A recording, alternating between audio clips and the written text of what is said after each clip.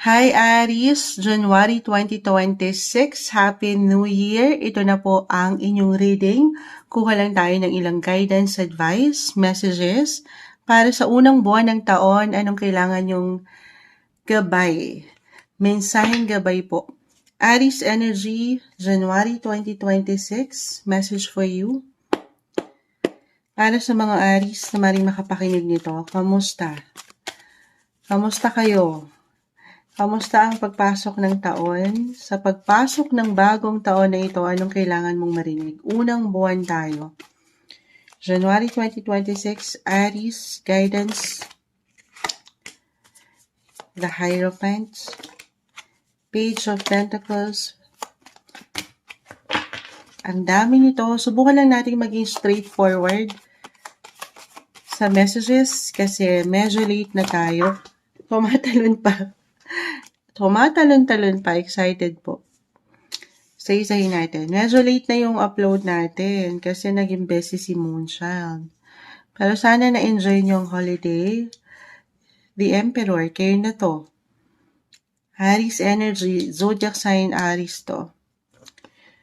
Naka-reverse. King of Wands, reverse, Six of Cups. So, hindi kailangan, hindi na agad okay just because nakabaliktad yung ilang baraha, okay?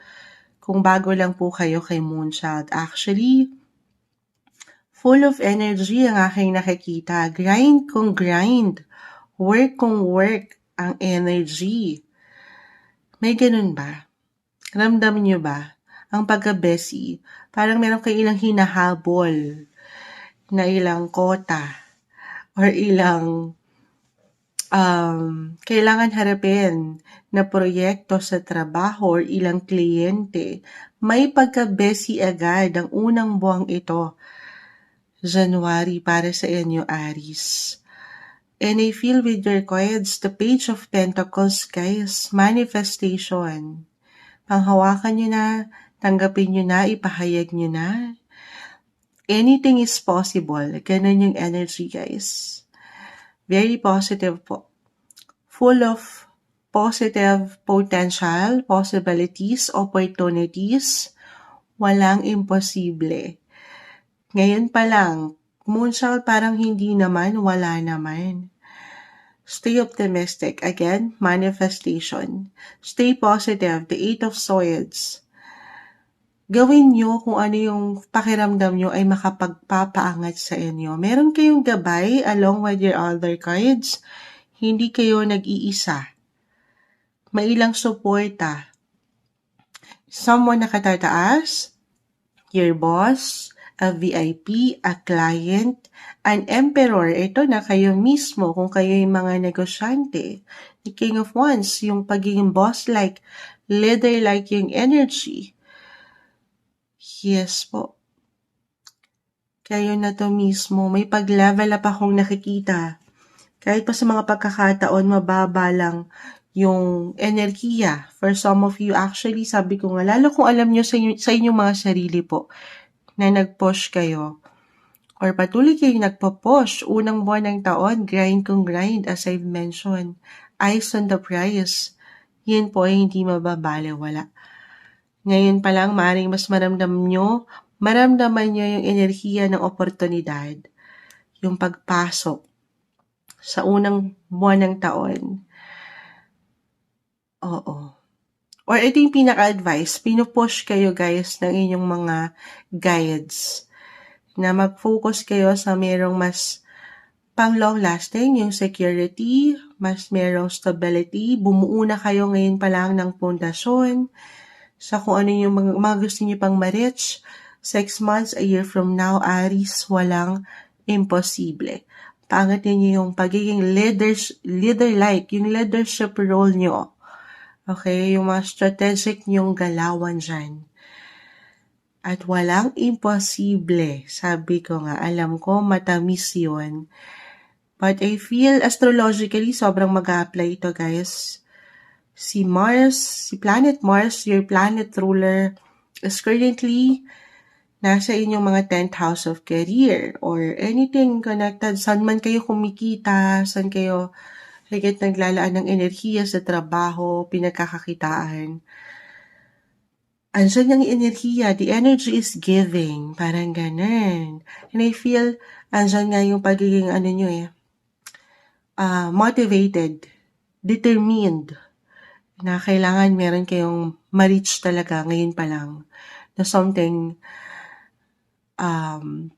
maganda. Syempre pa, maganda si Venus. Also in your 10th house of career. Venus, the planet of beauty, attraction. May something ganda at talagang nag-iinit. Your career is on fire. First month of the year, 2026. Yes po. So, patuloy lang manlaban para sa pangarap. A-add ko to si Six of Cups. Umangat. So, I feel for some of you, kung naghahanap kayo ng work, or meron kayong inaasahan na work from your past client, or past employer, ganyan, or pagdating sa anything connected sa past. Yes po, I know puro love, puro career, walang love, moonchild. Ito na nga, i-add ko. Kasi po, nagbibigay din yung mga goal nyo dito Kung ano yung mga minamanifest nyo sa mas praktikal, maganda po ha, i-claim na natin yan. Mas seryoso kasi or mas magiging seryoso na rin kayo mismo or ang inyong mga kapareha, reversal ang energy, love reading, sige, ihabol natin. Kung hindi mag-apply na merong past employer or workmates, teammates, clients na magbalik para kunin kayo ulit or kumonsulta sa inyo ulit, maaaring ito yung mag-resonate. For some of you, tayo ay general reading pagdating sa love. Gusto niyo yun. Maaaring may magbalik. Magbalik. Connected kasi ito sa past umangat. At paano mong pagbabalik to moonchild? Maaaring may gustong bumawi. Oo. Angat yung desire na baka naman mabigyan mo ng pagkakataon. Yes, ng second chance. Yes, or merong mag-i-effort. May mag-i-effort na